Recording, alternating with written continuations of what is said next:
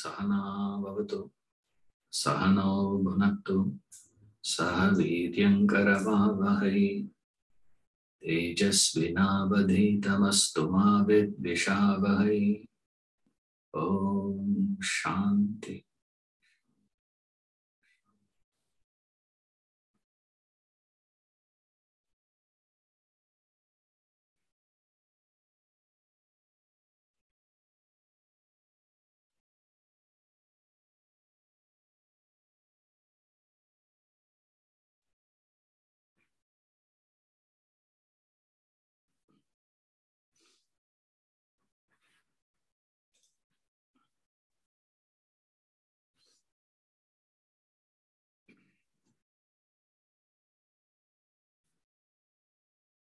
The law of destiny says you get what you deserve in life.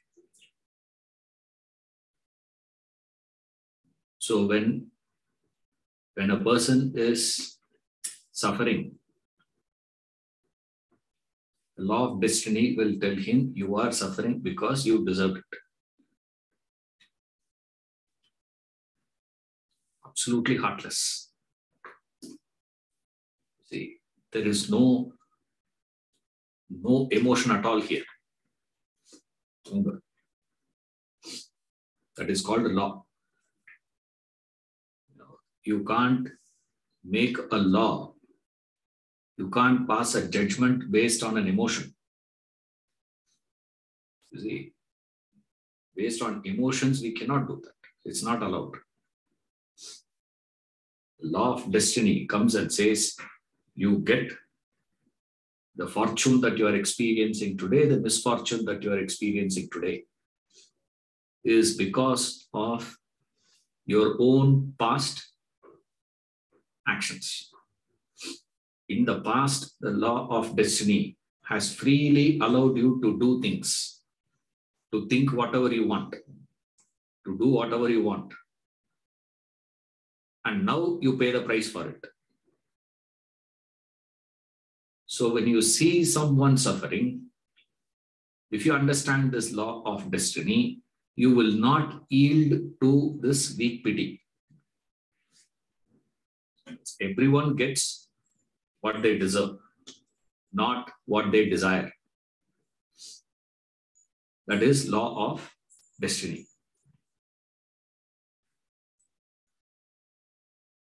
However, it is also said that when one is suffering, there's nothing external, it is internal.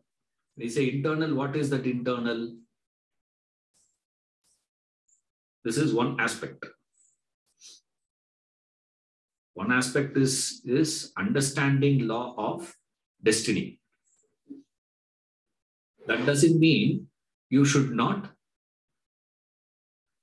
have any sympathy towards that person, please. That doesn't mean when a person meets with an accident and he is lying in ICU, multiple fracture, you don't go there and say, you get what you deserve. Okay. Can't be so stupid. You see. Now, what he is saying here is, in this understanding of pity, one aspect is what this law is. The law of destiny is covered. It's only one side, one aspect of it. It says you is suffering because his own making. There's no need to pity him. Why you should not pity him? Because your pity elongates his pain, suffering. Your pity has a tendency to elongate it. You should not elongate the suffering. Therefore, this knowledge, understanding of law of destiny helps us to deal with that situation. So whatever help that you have to render, you render all the help. Remember, whatever assistance to be done, you do all those things with this understanding. Suppose if you are not having this understanding, I'm not saying you have to express your understanding to people. That is not what is referred here, please. You don't have to go and give a lecture on law of destiny to that fellow. It's not a necessity here. This is your understanding. Then immediately you ask the question, what help I can do? When you do any assistance with this understanding, that help will not elongate the suffering. It will not continue the suffering. We do not further the pain. Otherwise, we'll have this tendency. How do you create it? By virtue of your own thoughts, your own things people say. Then what should I do, sir? You must understand, in life, it is not one-to-one basis. It's not one-to-one. Nor it is, I have done good 10, bad 3, 10 minus 3 equals 7, 7 good I have. It doesn't work like that also. See that? It doesn't work like 1 good, 1 punya karma, 1 unit of happiness. Second punya karma, 2 units of happiness. Third. Fourth. Then you have papa, sin, wrong thinking, wrong action, wrong expressions. For that, 1 by 1. That day you said, today you heard. When somebody insults you, immediately you can't say, one day I must have insulted this person. In which janma I must have insulted him. And then you go back and say,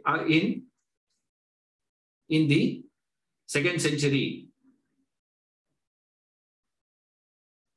in New Zealand, we were neighbors. Means what? You are hanging in one tree, I was hanging in another tree. That's all. Other neighbors. At that time, I must have insulted him. It leads to absurdity. That is why you cannot say it works unit by unit, nor you can say it works based on the average balancing of it. Then how it works, nobody knows. How it works, we cannot say. But one thing is for sure, is it works. Then how this is? It's collective, you say. In life, everything works on a collective basis. So therefore, what we must make sure that in our life, we do not entertain any unkind thoughts, unkind emotions, unkind actions, unkind words. Let your emotions, let your words be soaked in kindness. One of the way they say, hitam, priyam, how you should speak. Let your speech be sattvic speech. In the Gita, Krishna gives, criterions for that. It's not only just you have to speak the truth. You have to speak the truth which is hitam and priyam, which is good and pleasant to hear. Speak the good things for the other, but let that be presented in a pleasant manner. Then it is sattvic expression. Despite all your efforts, we understand what? My actions are not going to be relieving the suffering. That is not going to happen. So we have to understand this is there. You cannot satisfy anyone 100%. That is not possible. So pity is one aspect of this. Otherwise, when he says this law of destiny means you get what you deserve in life, don't start thinking that you can help someone. I am going to help you to relieve your pain and suffering. Will simply inflate your ego. See, it will simply do only that to you. So pity doesn't do good to the other, nor it does any good to you. It does bad by the way of elongating the suffering of the other and inflating the ego internally.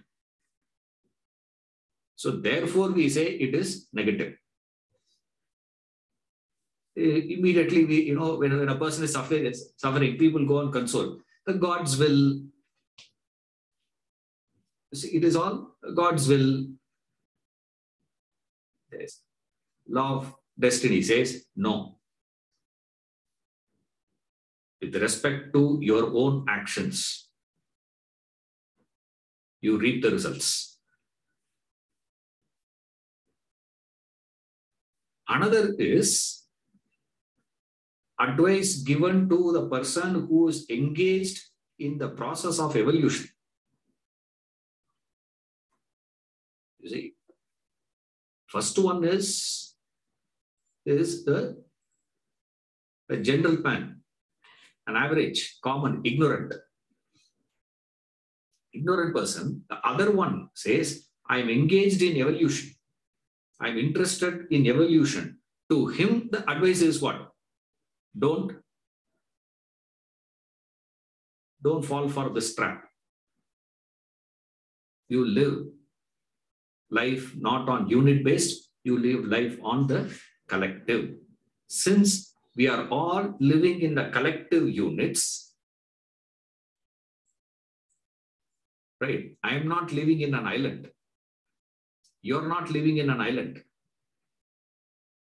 You face your actions, correct? I face my actions, correct?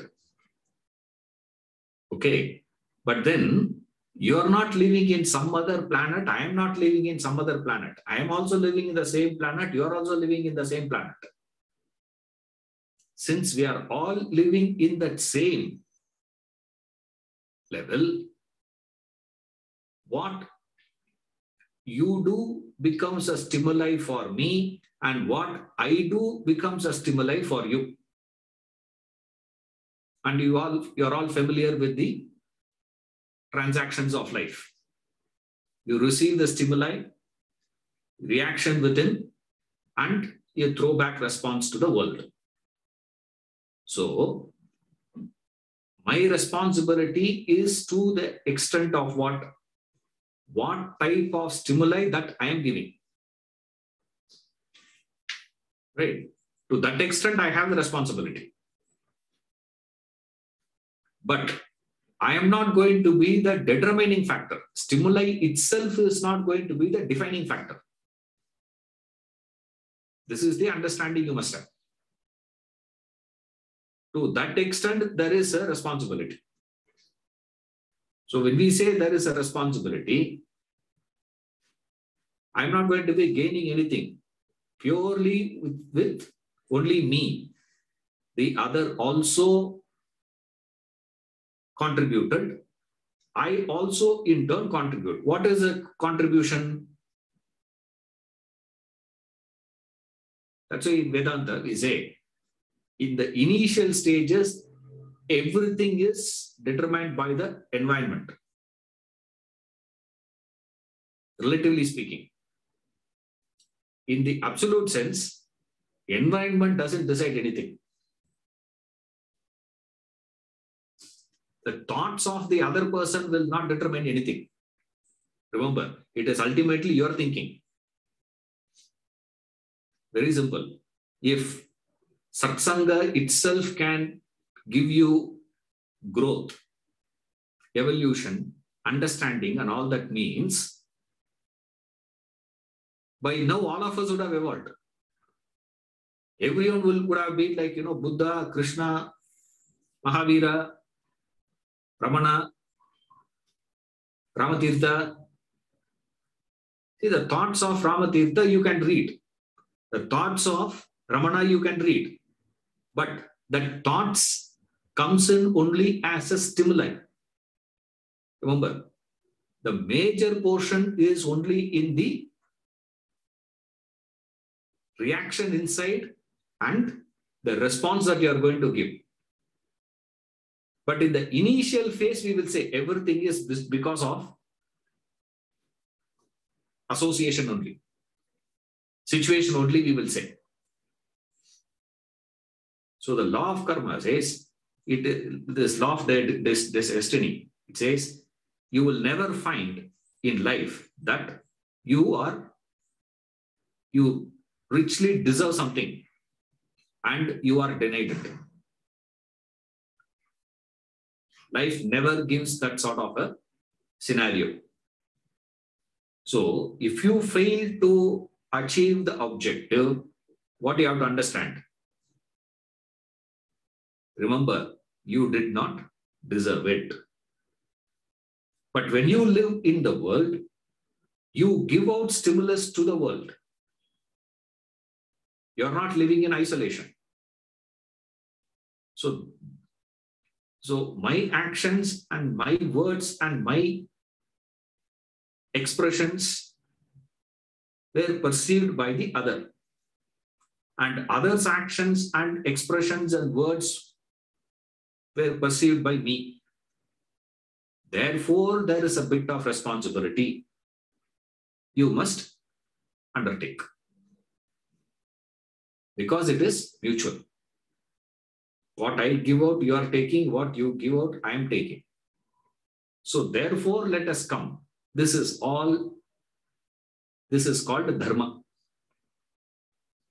Because we are living in collection. We don't live in isolation. That's the basic rule. So here, what is it? What is the stimuli? What is the bit of responsibility? Simple thing. Whatever thing, any perception that I would love to receive, I owe that to be sent out to the world. What I want others to do unto me, I should be doing to the others. What is it that I want others to do to me? When you go for a wedding, you expect what? People to be standing there and inviting you, correct? Now today, you go for a wedding, some two ladies standing, I ask them, who are you? They're telling, we are from event management, sir. And they have no clue who is walking, who is going. In another wedding, they have installed, a mission for that rose water, no? They sprinkle rose water. That's a mission they have. So as soon as you go, automatically it throws. Right? It's like push, that it strikes you. I said, no, mission life, I don't like that. You see, I would want a person who is standing there and say, please come. I've been waiting for you. Where is your mother? Where is your father? Where is your family? Where is your neighbor? No, nobody has come. Only you have come. Where is this? I expect that. When somebody does that, I feel nice, no? Isn't it? There is a responsibility. And depending upon your position, your responsibility increases. Right? Like, it happens to, that's why most of the places I try to avoid, we don't go because of this reason only. One of the reasons is this. We have a very peculiar culture, to stand in queue. My thought of standing in queue is ration. where I go to receive, right? You go to the ration shop, you stand to receive things. Here, I have bought the gift, and this fellow is going to receive the gift. Now, I have to stand in queue. And the problem is the gift also, they pack it big. Gift is small only, but, it should be protected. So they pack it so big. Holding that, I am standing in the queue. Like that, these fellows are standing, queue, long queue. And the most irritating part is not the video fellow, the photograph, And you go there and, they call. You call and you have to stand. And there is a fellow who's standing, another fellow stands next to you, whom you have no clue who that guy is. Somebody stands, you say hi, and all that. 15 minutes. Now, when we enter the wedding reception, you enter, invariably what happens is this. The parents, usually it is the parents who attend the classes. Kids alone don't come. Suddenly this father or mother sees from the distance. That's why wherever we go in uniform. You see, if I'm not in this dress, if I come in, with the trousers and shirt and all that, you will not recognize. I will go in the dress, so they locate and they come running from the dial. They come running. Come. And there is a backdoor entry. You see, for Indians, the sense of dharma will be there only when they stand in queue. You see, when someone were to cut across that queue, you must see that sense of justice. Amazingly Indians will feel. How dare you cross that man as though he has committed some, a heinous crime. You will be treated like that. Nothing doing, the dinner is started there. Nothing to do with cutting across and all that, because it gets delayed, Late you go, sambar will become rasam. That is the problem of us actually. How I enter, these people they take us to the other side. All the queue will come from the left. Now we go through the right. And train, we go there and get it done and move out. And we go for the buffet type now. Buffet type means, as soon as you go, even those who don't know you, because in this costume, respect to the dress, they move and say, please take, sir. You see, you're enjoying that now, isn't it? I say, because of this dress I am wearing, there is the advantage of what I have saved 15 minutes of my time. I have saved another 15 minutes of my time in the buffet queue. In the gift queue, 15 minutes I have saved. In the buffet queue, I have saved another 15 minutes. Half an hour of my time was saved, and people were able to move and give way to me. Why? Because of the position, correct? When you are enjoying that respect, when you are celebrating that, when you are accessing that, when you are encashing that, you have extra responsibility to give back. This is called dharma. Remember, see, when you are having that extra privileges, you do get certain privileges. When people give you that privilege, when you are treated in a particular way, you cherish it. When people do not treat you in a particular way, you don't cherish it. Therefore, what is it?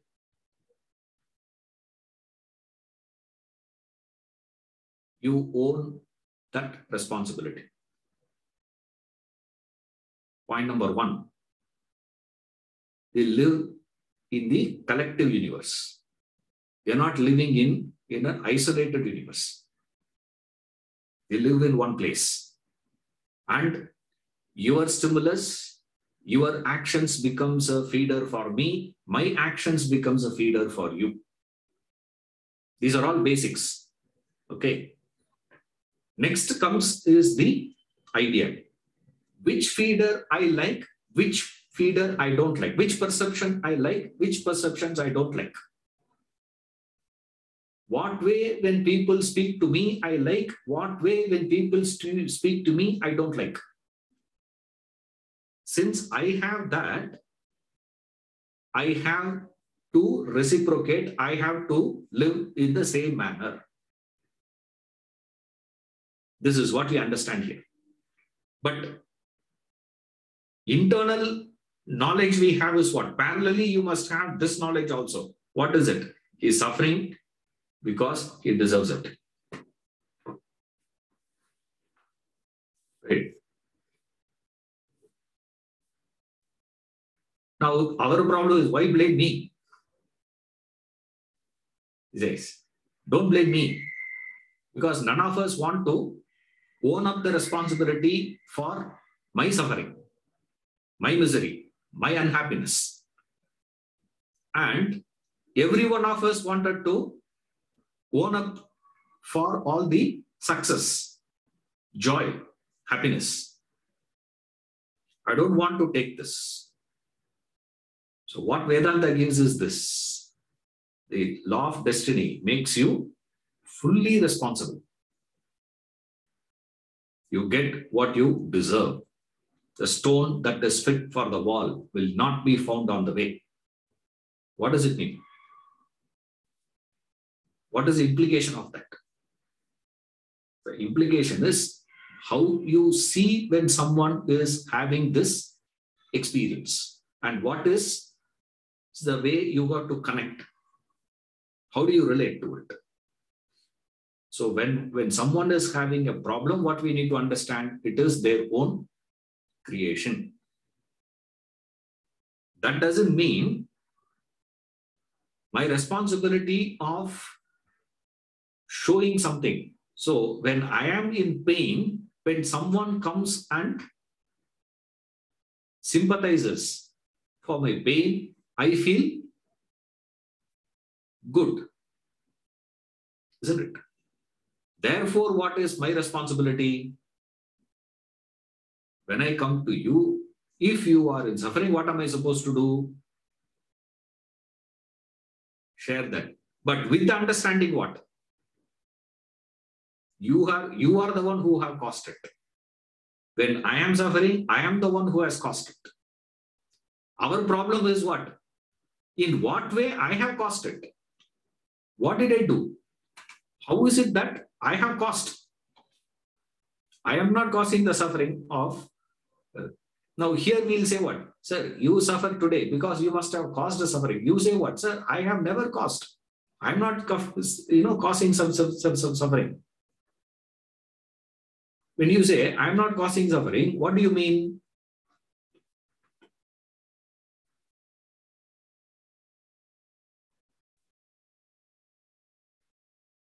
You are not contributing. What is your non-contribution?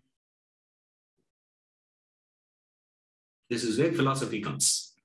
Up to this point, it's not philosophy. Up to this point, it is simple. Only at this point, it becomes tricky. Sir,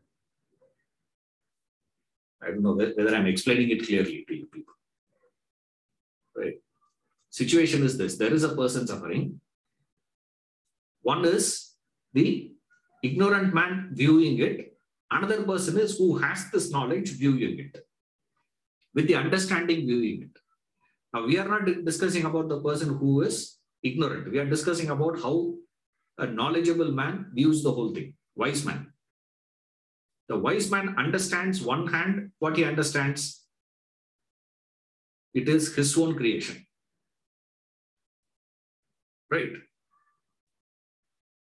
But that doesn't mean you go and tell him. Correct. Then you have to go and tell him something. Right. You can't say when a person is in ICU, congratulations. You see, you can't say that. When you go for a wedding, you say that. Don't say no big difference, sir. In a wedding, you say, I congratulate you. Now, when you go here,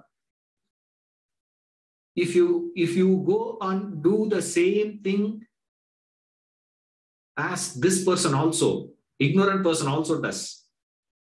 Ignorant person will come and say what to do, solve, government fault. It's all because of the planets. It is all because of something. Graha dosha, they say. Or one fellow said very nicely, he said, your family deity is angry with you. He said. Right. It's so interesting. Possible. I'm not saying it is not possible. I say maybe true also. I have no idea. Maybe they are angry. But why they got angry? Because you didn't do what you're supposed to do. Right? On their own, they are not going to get angry. See, on their own, they are not. You must have created it. You must have triggered it. Like these fellows did, no? Krishna's Vrishni, his clan, Yadava clan. I suppose you're all aware of that story, Yadava clan, how it got destroyed. All that. I don't want to digress to that. I'll just come back to it later. Okay. That is also a classic episode of Law of Destiny. In Law of Destiny, you should remember 3 stories, 3 instances from Ramayana, Mahabharata. Pick up these 3, you will understand what is Law of Destiny. In Ramayana, the boon given by the Dasharatha to Kaikeyi, right? And she claimed that boon. Situation 1. Second situation is when Karna died in the battlefield, Yudhishthira was so relieved. You see, even at the time of death of Bhishma or Drona, he was not convinced that victory they will get. Yudhishthira got convinced that Pandava's victory is now certain, definite win. There's no way that we can lose anymore. It is only when Karna, he was so happy. Same Yudhishthira, when he heard later, after the war and all is over, they were doing this Tarpanam and all that. For the departed souls, they were doing things. When they were doing it, Kunti called Yudhishthira and said, do one separately for Karna also. Yudhishthira got so confused. He said, see, no. Karna and all is already included in the Janta. You see, there is a list we have, Janta list. For all those people who are unconnected and all that, we have to do separately for them. There is a procedure for that. Now, to someone who is of a family, there is a different procedure. Yudhishthira told Kunti, no, in that procedure, he will come not in this, he doesn't come in this category, he comes in that category. We are ensuring that we are doing it for him also. And they have done that. That is a time Kunti revealed to Yudhishthira, no, you have to do it as you do to your elder brother. He said, what? Because Karna is your elder brother. Yudhishthira got devastated completely. You see, couldn't. This is second instance of Law of Destiny. 2. Third instance is the Yadava clan got wiped out. how Yadava clan got wiped out is this third one. You see. Now, these three we will discuss separately. Okay. What is this facet? What is that one aspect you learn from this? One aspect from this, one aspect from this. All these three, one dimension. When you take all these three, you get a better understanding of how destiny works. Now, here we are discussing only from this point. What he concluded the topic of law of destiny. You get what you deserve in life. A stone that is fit for the wall will not be found on the way. This is law of destiny. Means then when you see someone suffering, what are you supposed to do?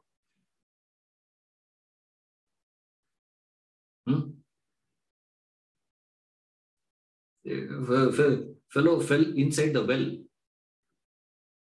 I was screaming for help. One guy passed that side. He said, oh, you have fallen in. It is because of the wrong governance. I am going to change the entire government. This is because of this system of governance is the problem. So I am going to change the government. You don't worry. And he went away. Second fellow came. He said, I have attended Vedanta class of Ishwaran. In that Vedanta class, he said, you feel pity and you do anything to him, you are elongating his suffering. Because in the past, you have pushed somebody inside the well and killed him. Now you are getting that. Suppose if I take you out, you know what is going to happen? Next Janma, you will be falling again into another well. Instead of falling into another well in the next Janma, now itself you square the accounts, settle it. Be happy with this. Finished. After also went away. And finally, who came to help him? Nobody came. Well, one by one, they go. Now, how this man of understanding, he will also be responsible. His responsibility stems from where? His responsibility stems from the sense of dharma. What is the sense of dharma? We live in this collective. This universal brotherhood is the way in which we live. So therefore, what are we supposed to do? What do you do now? I have to give out at best the positive thoughts, positive stimulus. Now we ask the question, what is a positive stimulus? And what is a negative stimulus? This is the basic thought we have. A positive thought here means any stimulus, any thought, any word, any deed that is entertained in promotion of the truth. That is positive. What is the truth? That is the next question. Fundamentally, we have this idea of what? Fundamentally, you consider yourself to be that limited, constricted individual self relating to another limited, constricted individual. So, one limitation dealing with another limitation. 1 by 2 plus 1 by 2 is not 1. It is 1 by 4.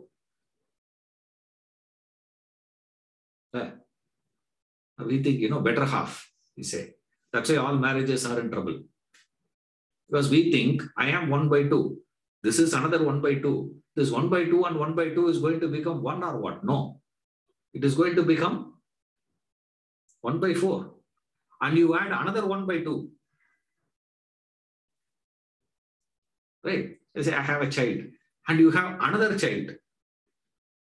And then you add another person. What? My father, my mother, my dog, my car. 1 by 1 you add. Everything is 1 by 2, 1 by 2, 1 by 2, 1 by 2, 1 by 2. Everything that you are going to add 1 by 2, 1 by 2, 1 by 2, 1 by 2, 1 by 2 it is going, that fraction goes on reducing. It becomes smaller and smaller and smaller and smaller and smaller. It never becomes a whole. The mistake that we make, how do you elongate the suffering of the other, is by fundamentally believing that the other is an individual, is a limited self, little self. I am one little self, you are one little self, and this little self is relating to that little self. If this is the basis on which I'm going to establish the contact, no matter what you are going to do, you are going to be doomed. This is a negative thinking. Law of karma says you are responsible. Law of destiny says you are responsible. How that responsibility is by you entertain one bad thought in the most secluded place, says Ramatirtha. This is what happened to this Vrishnis, Yadava clan. One day, these Yadavas, after the Mahabharata war, every other, had a huge loss. Only this Yadava clan got saved. This Vrishni clan got saved. And they became so arrogant. We are invincible. Why? Because we are protected by Krishna. We are invincible. Nothing can happen to us. They are drunk with that arrogance. One day, sage Durvasa came. So a few boys, they wanted to play pranks with sage. So what they did was, they dressed a man like a pregnant woman and took him for blessings from the sage. So when they took, the sage saw, and he prostrated, and they asked, will this child be boy or a girl? Is it a boy or a girl?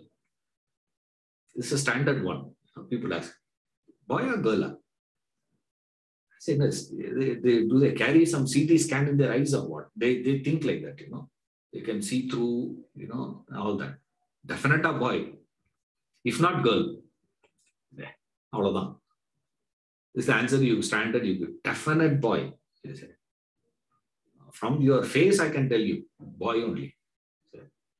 I said, yes. They asked, Durvasa actually had a scanner. He scanned through the whole thing. These boys, teasing him. He said, he will give birth to one pounding stick. Valakka.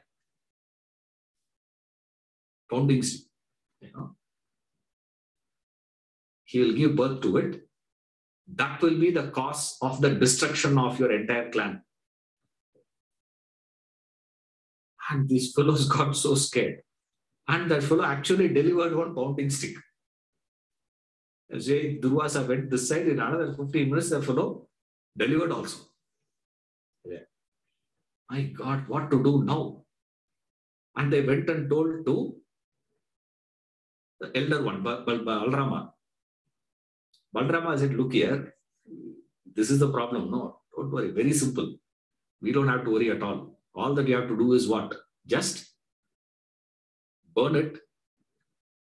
Ashes will come. Take the ashes to the middle of the ocean and drop it there and come back. Right? Put it there, finished. The whole thing will be absorbed. You don't have to worry. That's all it is. Nothing will happen. Come back. And these fellows also did exactly the same thing. They took the ocean and they dropped and came back happily. And ocean waves brought that powders to the shore. Around that shore, this grass started growing. It became a manure for that grass. Right? The ashes became a manure for those grasses. And they forgot completely, these fellows. After a few years, one day they decided to have a party. Let's have a party, they said. Cruise. Let's go for a cruise party. How they say. They went. Cruise party, what they will carry? Cruise party, you're not going to be carrying all your armor and everything. You see, they don't carry all those things. They have to carry what? All drinks only. All alcohols. They carried whatever they had. And all those fellows got fully drunk. When they got fully drunk, in between, suddenly two fellows started fighting. Some quarrel. Some natural, I don't know how many of you have been to a bar, right? You should go there to see. Something, I asked for,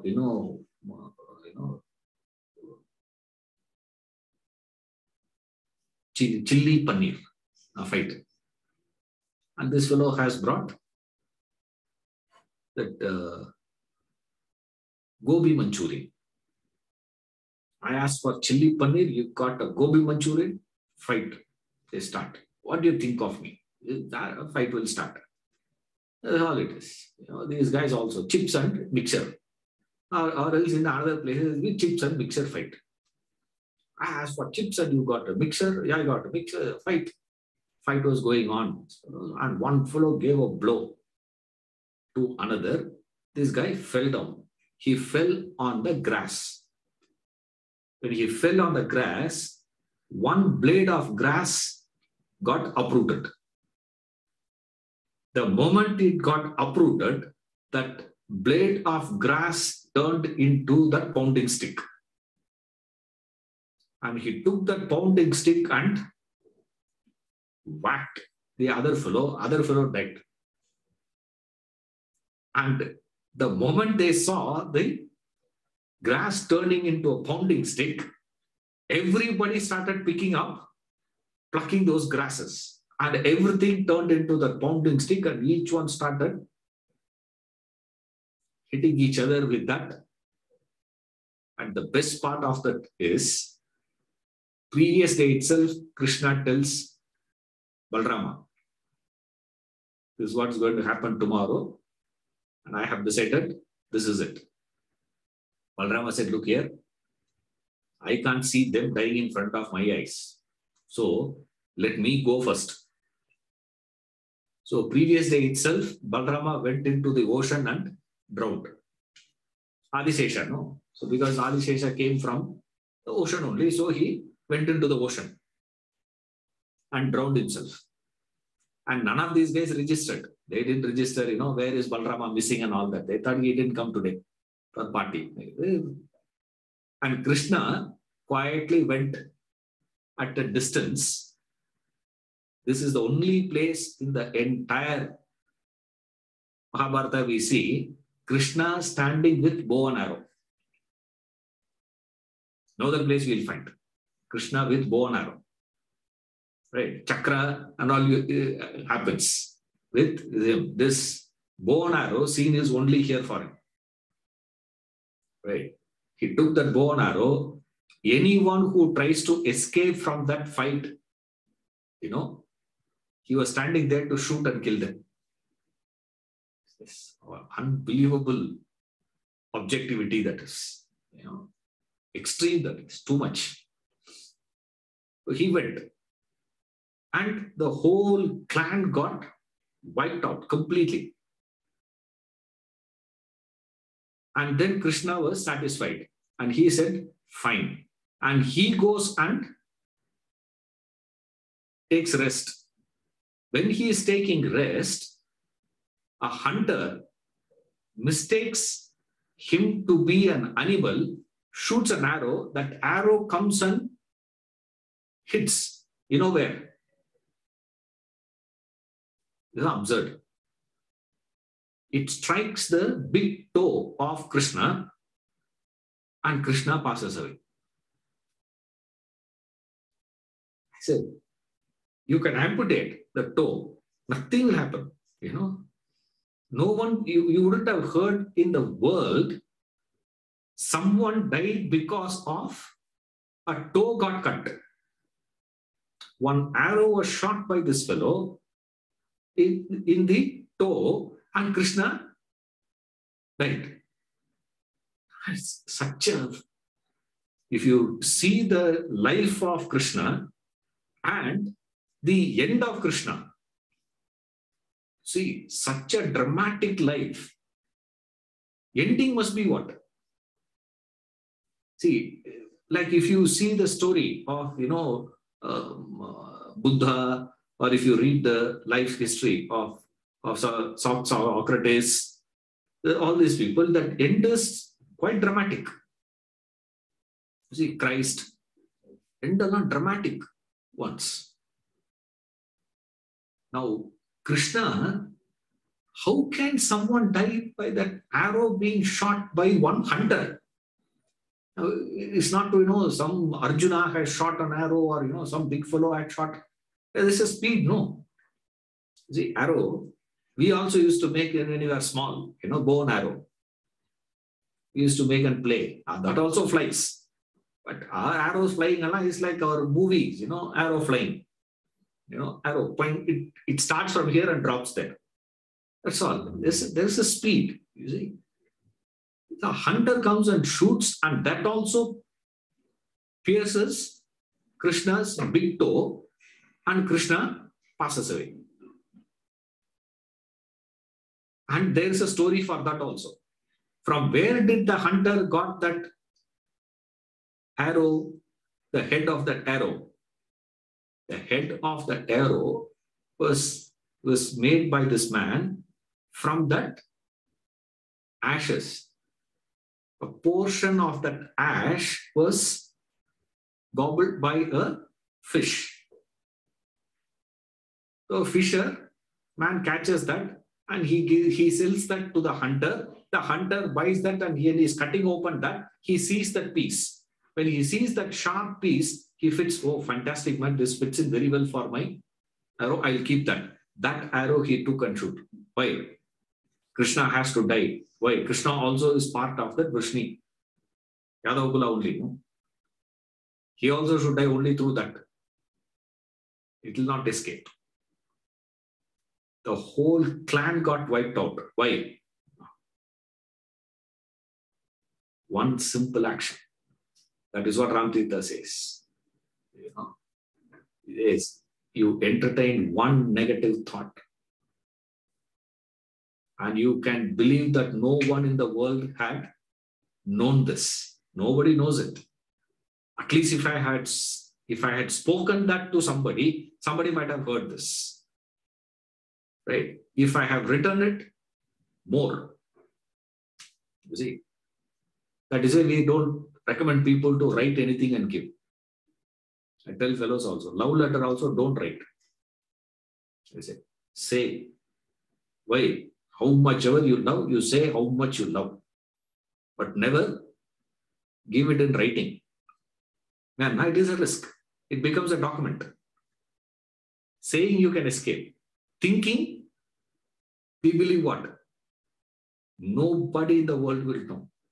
And Ramtirtha says you can go to the most secluded place in the world where nobody can question you, nobody can know what is happening.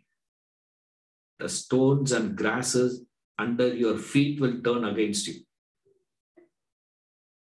That is the certainty of the law of destiny. How does the law of destiny work, sir? The certainty with which it works. Example, wiping out of Yadava clan. Right. When it will work, sir, for that we go to Ramayana. When Dasharatha gave that boon, wildest of imagination, neither Dasharatha nor Kaikeyi would have ever thought that they're going to. Because in Ramayana, this comes after all this is being done. See, the Dasharatha remains. Yeah, I made a mistake. I shouldn't have. This all because of the curse of that Shravana Kumara's parents. They cursed me. The curse of theirs. See, their curse stands. You can't escape. And when it will come and hit you, the best part is this. It comes and hits you at such a critical time when you are least prepared, when you least expect, in a least manner. And Dasharatha, he goes to the extent of falling at the feet of Kaikeyi. Can you believe? We will not understand that today. You see, for which you should be, you should understand what it is to be a husband. Also, you should understand what it is to be a king. A king with whom even Indra would love to have a friendship. When Indra needs assistance, they come and request to Dasharatha, can you help me? Says, that is the power of Dasharatha. And that fellow goes to the extent of kneeling down to his own wife. Says, please, the first boon I'll give you. Take back the second boon. Ask something else. Ask something else. She says, nothing doing. Come what may, I am not going to budge. He says, critical moment. That's in the wildest of his dream, he wouldn't have expected that to be happening at that point of time. And no connection. It comes and hits you. That is the way destiny works. It hits you at that moment where you will be pained maximum. You see? Now, people ask, if you carefully follow the curse, when you feel the separation from your child, right? If that is going to be causing his death, then why Dasharatha did not die when Vishwamitra took Rama away from the Dasharatha? Dasharatha didn't want to have all this. So that's why he kept homeschooling. Rama, Lakshmana, Bharata, Shatrugna had a homeschooling by Vasishta. He did not allow. He said, you visit day scholars. They were living as a day scholars. They go in the morning, come back in the evening. Rama, Lakshmana, Bharata, Shatrugna will go in the morning in the chariot to the ashram. They study there. Evening, come back.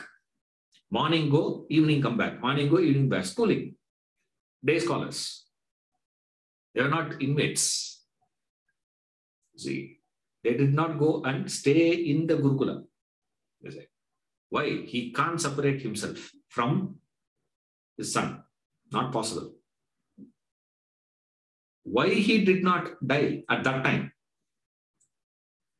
It's so interesting. Why? If at that time that attachment is not so much, You see, it's not so much. As the time passes, the attachment gets more and more and more and more and more. And a time where he is going to almost experience that, now I have done all that I am supposed to do to my son. He is going to become the king. I will see him as a king and enjoy. Cherish that thought. That is a time it bounces back and hits you so hard. Only then that balance happens, that tally. Otherwise, it's not tallying. Precisely it will work. Now, who is the manager of all that? They said Yamadharmaraja is the one who manages all that. And his assistant is this guy. There's a fellow called Chitragupta. This fellow is the one who makes a note of everything. You may not remember, but he accounts everything. He will never miss. He keeps it. He says, how will it work? It works like that. When that law of destiny will bring forth the fruit of your past actions will come out when you are least expecting. When it hits you, you are least prepared. And the most powerful way it will come and hit. Depending upon the karma, okay, the basis that if you have done the other way, then again the same way it will work. This is the second one. The third one is the story of Yudhishthira and Karna. What is the problem? Why did Yudhishthira suffer now? And he goes to the extent of cursing. Yudhishthira goes to the extent of cursing people. That is the time he cursed the entire women folk. He cursed them. From today onwards, let women be incapable of holding any secrets.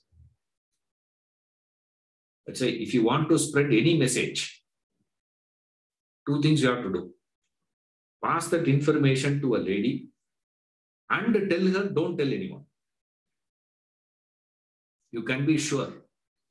You go to office and come back in the evening, the entire apartment will know.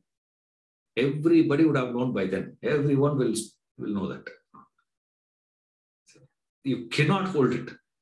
You can imagine. I don't know. I'm not worried whether it is true or false, right or wrong.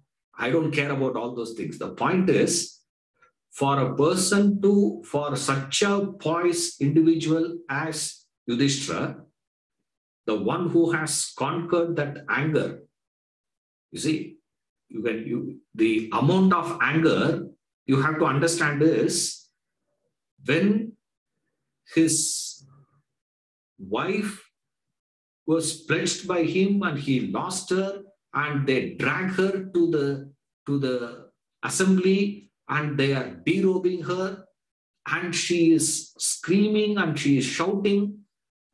Such a dramatic one. And the description of Yudhishthira at that time is he was sitting unmoved. Unmoved. No anger. No anger at all in him. That is why when Krishna's miracle happened, Dhritarashtra got scared and he said, Draupadi, I will grant you a boon. Ask anything. First thing Draupadi asks is, please release my husband from slavery. Please release Yudhishthira from slavery, she says. That's the height. Then he says, I am not satisfied. Ask one more boon. He says, if that is the case, then release others also from slavery. Then he says, I am not satisfied. Ask one more boon. And Draupadi says, I am a Kshatriya woman. I will take only 2 bones from a person, not more than that. Only 2 are allowed. Third bone, if I ask, I'm not a Kshatriya woman, I will not ask. He says, he so gets excited, and he says, I give back all that Yudhishthira has lost in the game. That kingdom and this and that, everything gives back. And he sends them out. They go back. After going out, they were recalled for a rematch. See, that is the time they have all that. Again, even in that situation, Yudhishthira did not get angry. See, anger should have been either on himself or on something. Some anger should have been there. He didn't. But this is the only scene where Yudhishthira gets so wild and he curses en bloc. Whether he is capable or not and all is a secondary point. Right? But why did he do that? What has happened to him? What is the mistake of Yudhishthira? This is where you understand you get what you deserve. Right? Law of destiny. What is the mistake of Yudhishthira? He started the Mahabharata war. Is it his mistake? It's not his mistake. And all of us know the fundamental rule of anger. Anger rule is what? When your desire gets interrupted, you get angry. No anger is possible without a desire getting interrupted. So here, what desire of Yudhishthira got interrupted? When Karna passed away, he was in jubilee.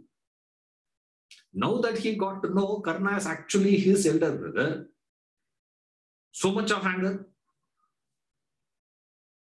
Anger on whom? You should have been anger. That anger should be held only to it should be concentrated on Kunti alone, isn't it? But that anger was so overflowing, it had impacted entire gender. That much of anger. Imagine. Many times inside the house, when we fight, you are one, your parents are like that, your brother is like that, your sister is like that, your aunt is like this, your whole family is like that, we'll say. No one comes out and says, all people are like that. Well, that shows what? That much of strong desire he had. What is that strong desire?